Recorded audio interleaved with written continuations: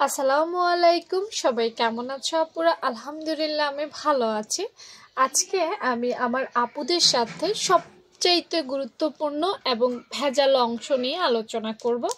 সেই ভেজালো অংশের নামটা হচ্ছে মোহরা। আমার কাছে সবচাইতে কঠিন অংশটা মোহরাকেই মনে হয়। আচ্ছা, মোহরা কি অনেকে না বুঝতে পারো, সেজন্য আমি একটু সহজ ভাষায় বলে দিই। হাতার সাথে যে অংশটা জামার সাথে অ্যাডজাস্ট হয় সেই অংশটাকে মোহরা বলা হয়ে থাকে। এই অংশটা এতটাই ভেজালো, আসলে বলে বোঝানো যাবে না। যারা সমস্যায় পড়ো তারাই বলতে পারবে। আজকে আমি তোমাদেরকে পারফেক্টভাবে কিভাবে হাতার মোহরা শেপটা কাটিং করব সেটা দেখিয়ে দিব। বেসিক ক্লাসগুলো আমি কাগজে করতে পছন্দ করি, কেননা কাগজে কাটিং করতে করতে একটা সময় আমাদের হাত এক্সপার্ট হয়ে যাবে এবং আমরা সেটা জামায় খুব সহজেই কাটিং করতে পারবো। দেখো, এই হচ্ছে আমাদের মোহরার পারফেক্ট কাটিং স্কিল। ঠিক আছে, খুব সুন্দরে আমরা এটা কাটিং করব। এখন আজকে আমি যে সাইজটা দেখাবো, যে কোনো একটা সাইজ দিয়ে দেখালে আসলে জিনিসটা খুবই সুন্দর হয়। তো আজকে আমি তোমাদেরকে 44 সাইজ একটু মোটা আপুদের জন্য দেখাবো।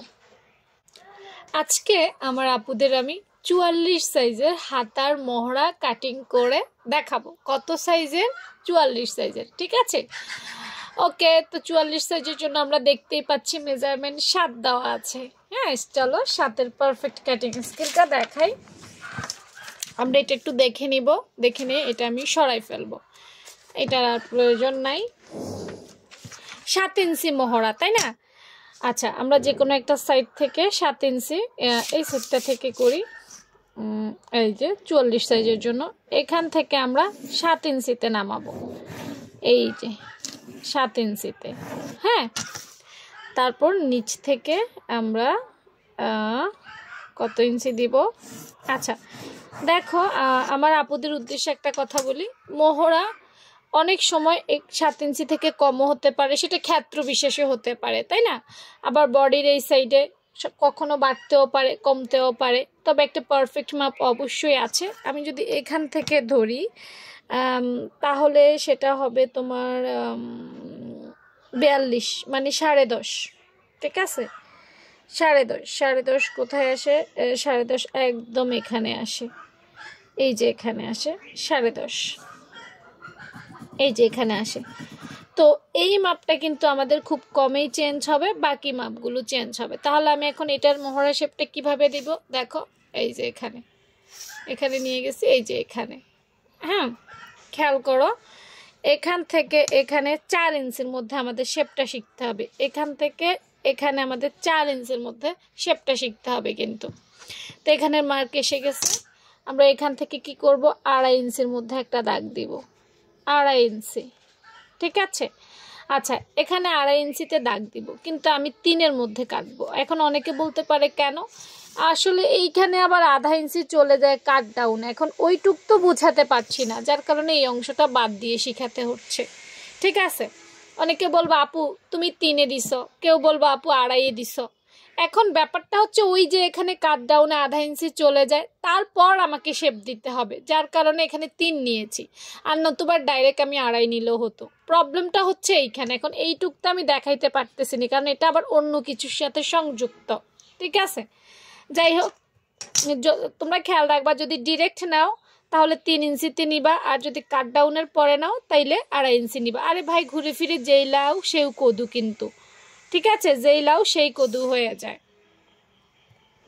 আচ্ছা, এখন দেখো এখান থেকে এইখানে আমাকে সুন্দর করে একটা শেপ দিতে হবে। এখন শেখার জন্য আমি একটা ক্লাসে বাটি ব্যবহার করেছি, চাইলে বাটি ব্যবহার করতে পারো। বাটি ব্যবহার করলেও খুব সহজ হয়। বাটি বলতে তোমরা গোল কিছু ব্যবহার করতে পারো, গোল কিছু ব্যবহার করলে সুন্দর হবে। আজকে আমি আরেকটা টেকনিক, দেখো টেকনিকের না অভাব নাই, অনেক টেকনিক অ্যাপ্লাই করতে পারবা। আজকে আমি তোমাকে প্লেট ব্যবহার করে দেখাবো, কারণ 44 সাইজ তো 44 সাইজের আপুরে একটু মোটা টাইপের হয়, তাদের জন্য বাটিটা করলে হবে না, তাদের জন্য প্লেট করতে হবে। তো তাদের জন্য এইভাবে মনে রাখতে হবে, এই যে দাগ মনে আছে, এই যে দাগ, হ্যাঁ এই দাগ এবং এই দাগ, এটা সুন্দর করে বসাইতে হবে। মানে এটা শেখার জন্য দিচ্ছি রে ভাই, কেউ আবার ভাইবো না। এই যে দেখো, যারা কর্নার বের করতে পারবা না, দেখো একটা পারফেক্ট শেপ হয়ে গেছে, একদম পারফেক্ট একটা শেপ হয়ে গেছে, তোমাকে কষ্ট করতে হচ্ছে না। হ্যাঁ, এটাকে চোরামিও বলা যেতে পারে।